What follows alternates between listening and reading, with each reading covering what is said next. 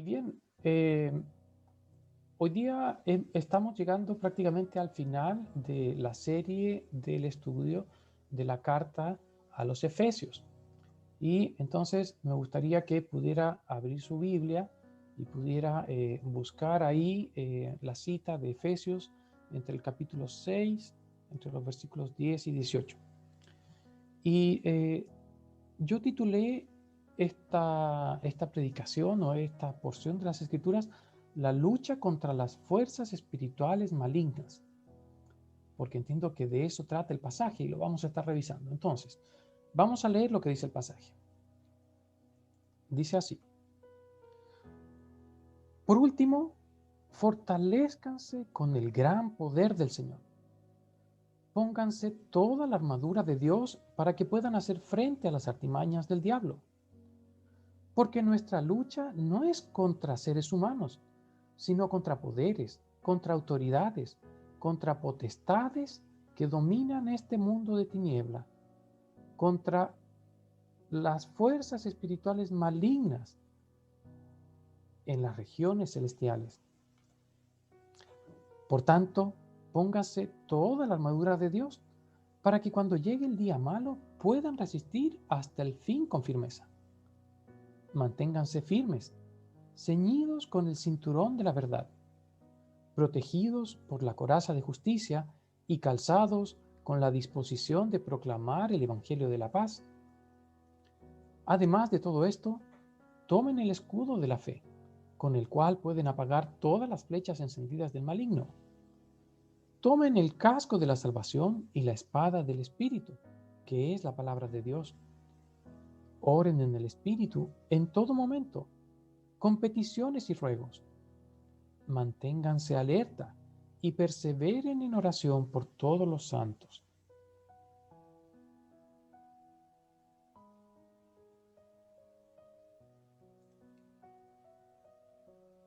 Bueno, es maravillosa su palabra y es un pasaje impresionante el que hemos visto. Y me gustaría entonces animarlos a que pudiéramos ir revisando cada una de estas partes. Y lo primero que quería rescatar tiene que ver con el propósito. Y partiría con el primer versículo que dice: fortaleceos en el Señor y en el poder de su fuerza. En definitiva, el pasaje quiere que podamos hacer frente a las artimañas del diablo, entendiendo además que este diablo, la palabra significa acusador.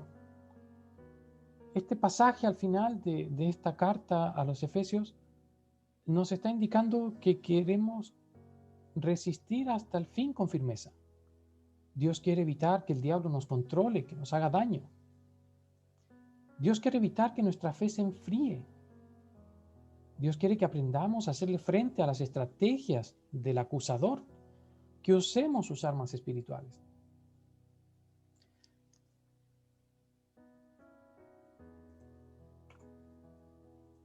Y la revelación que nos está siendo dada es que efectivamente existe un mundo espiritual que nos rodea. Estamos hablando de una realidad que de pronto no necesariamente estamos conscientes de que existe. Es un mundo al cual no necesariamente vemos, pero del que no podemos desconocer. Es una realidad que, aun siendo invisible, nos afecta y que influye en nuestras vidas cotidianas. Si usted recuerda un poco y pensamos en lo que fueron las semanas anteriores, estábamos hablando de elementos muy cotidianos, de cómo debía ser la vida de la iglesia, de recomendaciones a cómo debía ser la vida dentro del hogar, los padres, los hijos, los esposos, cómo tendría que comportarse aquel que tiene un trabajo con los que trabajan con él, o el amo en el contexto de lo que leíamos. Y de pronto entonces llegamos al final de la carta y tenemos este tema: la lucha contra las fuerzas malignas. Entonces entendemos que, dado el contexto, es algo que tiene que ver con la vida cotidiana. Y Dios quiere que tengamos conciencia de cuánto nos afecta este mundo espiritual. Y además de poder ser fortalecidos en él y en el poder de su fuerza para actuar frente a estas estrategias o artimañas del diablo. Entonces, rescato la idea, fortalézcanse con el gran poder del Señor. Y pregunto, ¿está cansado? ¿Se siente sin fuerzas? ¿Le ha afectado estar encerrado estos meses por efecto de la pandemia? A mí me ha afectado al menos. ¿Está viviendo de pronto alguna crisis matrimonial? ¿Algún otro tipo de crisis? ¿Puede estar agobiado con las preocupaciones del día a día? ¿Está abrumado por las deudas? ¿Está desanimado o frustrado porque sus expectativas no se han cumplido? Entonces tengo algo que decirle. Este mensaje es para usted. Dios ha traído palabra para usted hoy día. Dios quiere interrumpir este tiempo y quiere obrar en lo que está pasando en su vida. Porque dice, fortaleceos en el Señor y en el poder de su fuerza. Así que lo animo a escuchar y que podamos poner entonces luego por práctica estas palabras. Y es interesante porque esta carta a los Efesios y este pasaje nos está haciendo recuerdo de algo que ya había dicho el Señor hacía mucho tiempo a su pueblo escogido, al pueblo de Israel. Y le dijo, ¿acaso no lo sabes? ¿Acaso no te has enterado? El Señor es el Dios eterno, creador de los confines de la tierra. No se cansa ni se fatiga y su inteligencia es insondable. Él fortalece al cansado y acrecienta las fuerzas del débil. Aún los jóvenes se cansan, se fatigan y los muchachos tropiezan y caen. Pero los que confían en el Señor renovarán sus fuerzas. Volarán como las águilas, correrán y no se fatigarán, caminarán y no se cansarán. Así que si tú estás cansado y sin fuerzas, aquí el Señor te anima a que puedas fortalecerse en su gran poder, a poner en Él tu confianza. Y podrás entonces volar como las águilas, correr y no fatigarte, volver a recuperar las fuerzas que has perdido. Pon tu confianza en este Dios todopoderoso. Fortalécete con su espíritu, con su perspectiva del mundo, con sus palabras a través de las escrituras, con sus promesas para ti y con lo que dice para ti, con la compañía de sus hijos, que es la iglesia. En el testimonio, Max y Maruja nos compartían de lo hermoso y de lo acompañado que se han sentido de la iglesia. Y efectivamente, Dios nos ha dejado a nosotros como cuerpo, como familia, para hacernos parte y ayudarnos unos a otros, para cuidarnos los unos a los otros. Y pensando entonces de nuevo en este mundo espiritual que nos rodea, el apóstol Pablo en este mensaje nos está dando un cierto tipo de lentes especiales que quiere que nosotros podamos tener y podamos entonces reconocer esta realidad espiritual y cómo opera.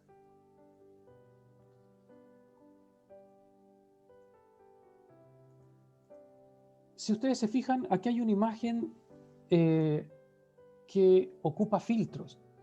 Es esta idea de los lentes y cómo a través de tener lentes especiales podemos ver las cosas de una manera tan distinta. Si ustedes se fijan en la primera parte tenemos dos imágenes, dos fotos a color y que uno diría es la manera en cómo uno habitualmente lo ve. Pero si tuviéramos un lente que tuviera un filtro rojo, veríamos estas dos imágenes de manera muy distinta. Y si tuviéramos un filtro verde, también el contraste sería bastante grande. Entonces, en definitiva, lo que nos está invitando a hacer el apóstol Pablo es poder ver a través de los lentes de Dios, poder ver a través de los lentes esta realidad que de pronto no es visible para nosotros. Entonces, revisemos lo que nos dice el pasaje.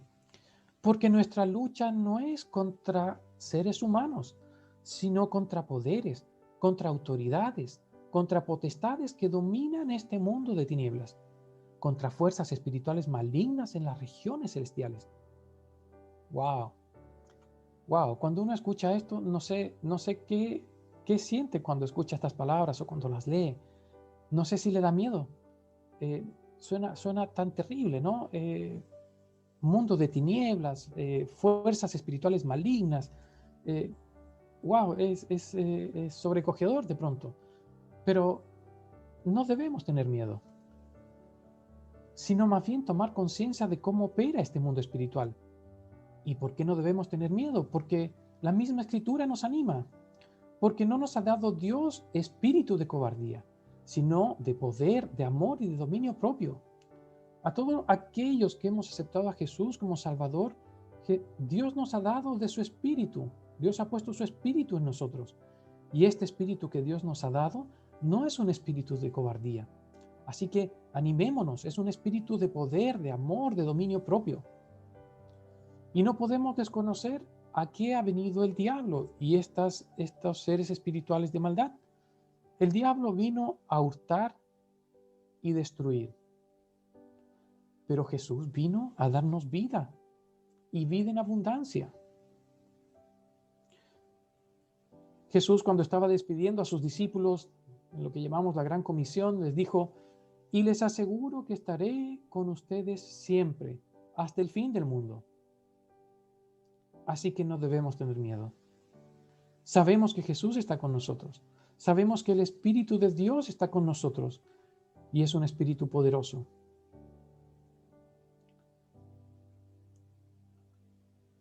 También quería compartirles y que no olvidemos que este mensaje está siendo dado de un hombre que está encerrado en una prisión por los romanos. Qué difícil es pensar en este tipo de situación, pero aún así Pablo entiende que su lucha no es contra el carcelero o contra los guardias o contra los romanos, sino contra el diablo que los controla. De pronto podría ser fácil decir que nuestra lucha no es contra seres humanos, si no estuviéramos en condiciones tan difíciles. Pero aún en esta historia, quería recordarles una de las formas en que Pablo actuó. ¿Se acuerdan de la historia cuando Pablo estuvo en la cárcel en la ciudad de Filipos? Está narrado ahí en Hechos. Y dice que mientras estaba en cárcel, después de que lo habían azotado, hubo un terremoto que despertó al carcelero. Y viendo que las puertas de la celda se abrieron, sacó su espada. Y estaba a punto de matarse, pues pensó que los presos habían huido. Y yo les pregunto, ¿y qué hizo Pablo con el carcelero? ¿Dejó que se matara? Pues no. El relato dice que lo detuvo y dice que le presentó el Evangelio y lo invitó a aceptar a Jesús y poner su fe en Jesús y lo invitó a bautizarse. Y además fueron a la casa del carcelero y la gente que estuvo en su casa creyó también con él y fueron salvos. Vendó sus heridas, curó las heridas de Pablo y volvieron a la cárcel. Y la pregunta entonces que podríamos hacer no es, ¿qué hacemos nosotros con nuestros carceleros? ¿Qué hacemos nosotros con los que nos ofenden? Saben, nuestra lucha no es contra un jefe malhumorado. No es contra compañeros de trabajo que tienen actitudes desagradables o desleales con nosotros. Si tenemos conflictos en el matrimonio, tenemos que entender que nuestra lucha no es contra nuestro esposo o nuestra esposa, sino nuestra lucha es una batalla contra la influencia de las tinieblas. Nuestra lucha es contra lo que domina. Y quise compartir una imagen que de pronto nos da una idea interesante de lo que nos está compartiendo el apóstol Pablo. Y es esta idea del titiritero. Es esta idea de que hay alguien más, hay una fuerza que con ciertos hilos nos mueve a su antojo. Y entendemos entonces que estos son las fuerzas espirituales malignas que nos dominan o que dominan a aquellos que no han puesto su confianza en Jesús. Santiago en su carta nos trae algo más de luz al respecto y dice, ¿de dónde surgen las guerras y los conflictos entre ustedes? ¿No es precisamente de las pasiones que luchan dentro de ustedes mismos? Desean algo y no lo consiguen, matan y sienten envidia y no pueden obtener lo que quieren. Riñen y se hacen la guerra. No tienen porque no piden y cuando piden no reciben porque piden con malas intenciones para satisfacer sus propias pasiones. Oh gente adúltera, ¿no saben que la amistad con el mundo es enemistad con Dios? Si alguien quiere ser amigo del mundo, se vuelve enemigo de Dios. ¿O creen que la Escritura dice en vano que Dios ama celosamente al Espíritu que hizo morar en nosotros? Y sí, conocemos este sistema de valores de los que nos habla el apóstol Santiago, en que domina el más fuerte, en que domina el que tiene más recursos, en que están presentes el egoísmo, la violencia, la corrupción, la esclavitud.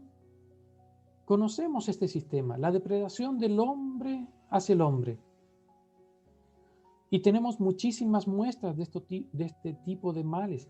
Nuestras noticias están repletas de ellas todos los días.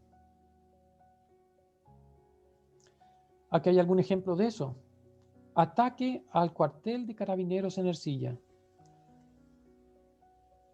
Carabinero muere tras recibir disparo en Metrenco. Un ataque a balazos a carabineros. El incendio de una iglesia evangélica. La quema de maquinaria forestal y 4 camiones se consignan en una violenta jornada en la Araucanía. Esto fue hace poco. Enfrentamiento entre 2 comunidades mapuches. Mapuche muere tras recibir impactos de bala de parte de desconocidos en Collipulli. Condenan a 3 hombres por violentos asaltos a ancianos en la Araucanía. Y aquí hay algún par de imágenes de eso. Pero nuestra lucha no es contra las personas. Nuestra lucha es contra los poderes que los dominan. Así que lo primero que tenemos que hacer es dirigir nuestra oración en contra de aquel que los domina. ¿Qué haremos entonces con nuestros carceleros? ¿Qué haremos entonces con estas personas? ¿Cuál será nuestra reacción? ¿Cómo nos enfrentaremos a ellos? Y el pasaje sigue diciendo y nos habla, entonces pónganse toda la armadura de Dios, para que cuando llegue el día malo puedan resistir hasta el fin con firmeza. Y está claro que el apóstol Pablo tenía a la vista un guardia romano. Y empieza entonces a describir y asociar partes de su armadura con armas espirituales, con armas que nosotros podemos usar a través de Jesús. Y dice el texto entonces, manténganse firmes, ceñidos con el cinturón de la verdad, protegidos por la coraza de justicia y calzados con la disposición de proclamar el evangelio de la paz. Además de todo esto, tomen el escudo de la fe, con la cual pueden apagar todas las flechas encendidas del maligno. Tomen el casco de la salvación y la espada del Espíritu, que es la palabra de Dios. Y creo que es interesante, más allá de la imagen que está usando, que podamos ver qué significa cada una de estas partes. Ceñidos el cinturón de la verdad. Y es interesante porque el cinturón es lo que mantenía unida todas las piezas de la armadura del soldado. Y la verdad a la que hace referencia aquí es la verdad en una dimensión abstracta. ¿Qué quiere decir? ¿A qué nos referimos? Es la verdad de Dios abrigada en el corazón que ha echado raíces en nuestro corazón. Es una verdad que ha echado raíces en nuestro corazón, que mueve la vida. Requerimos vivir en verdad y en integridad, lo que solo es posible meditando en la verdad de Dios. Lo contrario aquí a esta verdad tiene que ver con la hipocresía, tiene que ver con la mentira. Entonces, ciñámonos con el cinturón de la verdad. Después habla, protegidos por la coraza de justicia. Y en esto, la coraza es la que protege el corazón y los órganos vitales. Necesitamos vivir bajo la justicia de Cristo. Debemos vivir siendo leales a los principios de justicia del reino, practicando justicia. Y entendemos que por nosotros mismos no somos justos. Si nos revisan y miran con atención nuestras vidas, ¿quién podría jactarse de ser completamente justo? Y a eso nos referimos con que tenemos que vivir bajo la justicia de Cristo. No es que yo sea perfecto, es que Jesús es perfecto, es que Jesús es justo. Y a través de la justicia que Jesús me otorga, yo puedo entonces practicar la justicia con aquellos que están alrededor mío. Yo puedo entonces ser parte de la justicia alrededor del mundo en el que me encuentro. Y vivir de esta forma protege mi corazón, protege mis órganos vitales. Entonces pongamos nuestra confianza y fe en Dios y vivamos la justicia de Dios en el medio en el que estamos. Continúa diciendo el pasaje, calzados con la disposición de proclamar el Evangelio de la paz. Y es interesante pensando en lo que significan, ¿no? Tenemos ahí la sandalia del romano. Y hay una idea en esta sandalia, en este uniforme del romano, que tenía que ver con la firmeza, que este tipo de calzado les daba firmeza en la lucha en la que estaban. Entonces, el Evangelio de la Paz es aquel que ha encontrado previamente cabida en el corazón cristiano para poder ser proclamado. Primero tenemos que vivir este Evangelio y adueñarnos de este Evangelio de la Paz en nuestro corazón para poder compartirlo con otros. Entonces, aquí hay una proclamación, aquí hay un dar a conocer el Evangelio de la Paz, no solo desde el punto de vista de lo que decimos, sino desde el punto de vista desde nuestro testimonio también. Acuérdense que nosotros somos parte del mensaje. Nuestra vida es parte de este Evangelio de la Paz. Se nos presenta la idea de que como guerreros podemos estar firmes y en paz en medio de los conflictos espirituales. Aún con todo lo que ocurre a nuestro alrededor, nosotros tenemos el Evangelio de la Paz en nuestros corazones y podemos estar tranquilos. Tenemos paz con Dios a través de Jesús. Sabemos también dónde está puesta nuestra esperanza. Y nuestra esperanza está puesta en una vida de comunión con el Padre, en una vida eterna de comunión con Él. Podemos entonces ser guerreros sin miedos a morir porque sabemos a dónde vamos. Continuando con el pasaje, habla del escudo de la fe. Y hay un pasaje ahí en Primera de Juan que dice, esta es la victoria que ha vencido al mundo, nuestra fe. Si no está el Espíritu de Dios con nosotros, todas estas cosas parecen locura. Pero esta es una fe activa como el escudo que se interpone para interceptar las flechas encendidas. También es una fe pasiva que confía en que la liberación proviene de Dios, que la libertad viene de nuestro Padre.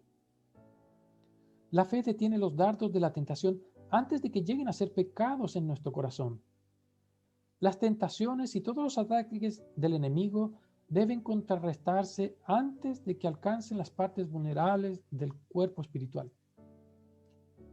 Pero me gustaría ahondar un poquitito en esta imagen del escudo de la fe, en cómo podemos usar este escudo. Discierne de dónde vienen las palabras que te ofenden o te atacan. Esta idea de las flechas de fuego tiene que ver con cosas que te dicen, con elementos que te llegan, y mencionábamos recién que podían ser tentaciones. Y también mencionamos acá que pueden ser palabras ofensivas, palabras en que te ataquen. Entonces, es importante que podamos distinguir cuando escuchamos palabras que nos ofenden, de dónde vienen. Y también es importante tener cuidado de que nosotros mismos no ser influenciados y ser quienes lanzamos flechas de fuego dentro de nuestra familia. Cuidemos entonces nuestra lengua, nuestras palabras. Cuidemos de no sucumbir nosotros a la influencia de las tinieblas. Cuando estamos hablando del escudo de la fe, estamos hablando también de confiar en aquello que Dios dice de nosotros. Confiar en aquellas palabras y promesas que vienen desde las Escrituras y adueñarnos de ellas. Entonces, cuando las Escrituras dicen que somos linaje escogido, real sacerdocio, nación santa, hijos de Dios, cuando las palabras dicen que somos especial tesoro para Dios, que somos hechos a su imagen y semejanza, tenemos que poner nuestra confianza en esas palabras versus las palabras de alguien que nos pueda decir que no tenemos valor, versus palabras de gente al lado nuestra que pueden decirnos que no valemos para nada, que somos inútiles. Pongamos nuestra fe en las palabras que Dios tiene para nosotros y así entonces podremos detener las flechas de fuego. El pasaje continúa hablando sobre el casco de la salvación. Y la cabeza es la sede de la inteligencia y de la voluntad. Es una parte sumamente vital que necesita especial protección. Y cuando hablamos de la salvación, nos conviene pensar que pertenece al pasado, al presente y al futuro. De hecho, cuando leemos la palabra en el griego, este idioma griego tiene una riqueza hay un cierto tiempo verbal que tiene que ver con que estamos siendo salvos. Tiene que ver con algo continuo. Tiene que ver con vivir esta salvación de manera continua. Nuestro casco es tener nuestra esperanza de salvación intacta. Es entender que estamos siendo salvados y estamos viviendo la salvación. ¿La salvación de qué? La salvación de la libertad del pecado, de la esclavitud del pecado. La salvación de tener una muerte espiritual. La salvación de tener una separación de Dios y ser hijos de desobediencia. El pasaje continúa y dice, la espada del Espíritu, que es la palabra de Dios. Y las otras partes de la armadura son más bien defensivas, pero cuando hablamos de la espada del Espíritu, es tanto defensiva como ofensiva. El cristiano puede abrirse paso con la espada del Espíritu, que es la palabra de Dios, a través de todas las vicisitudes de la vida, a través de todos los problemas de la vida. Pero eso significa que tenemos que conocer la palabra de Dios, que decíamos antes, tenemos que meditar en la palabra. Los cristianos se conocían como el libro del pueblo en ciertos contextos, en ciertos lugares, y deberíamos efectivamente conocer el libro. Debiéramos conocer las Escrituras y atesorarlas en nuestro corazón para que cuando las necesitemos podamos usarlas. Pero también aquí hay una aplicación para cada uno de nosotros. ¿Estás controlando tu lengua? Es importante que pensemos antes de hablar, que revisemos lo que vamos a decir, que usemos palabras para bendecir a los que nos rodean. Cuida que tus palabras no sean ásperas. Cuida cómo tratas a los que están alrededor tuyo, a tu familia, a los cercanos. Y creo que el apóstol Santiago refuerza esta idea de la importancia de refrenar nuestra lengua, de domar nuestra lengua. Dice, porque toda naturaleza de bestias y de aves, y de serpientes y de seres del mar, se doma y ha sido domada por la naturaleza humana. Pero ningún hombre puede domar la lengua, que es un mal que no puede ser refrenado, llena de veneno mortal. Con ella bendecimos al Dios y Padre, y con ella maldecimos a los hombres que están hechos a semejanza de Dios. ¿De una misma boca proceden bendición y maldición? Hermanos míos, esto no debe ser así.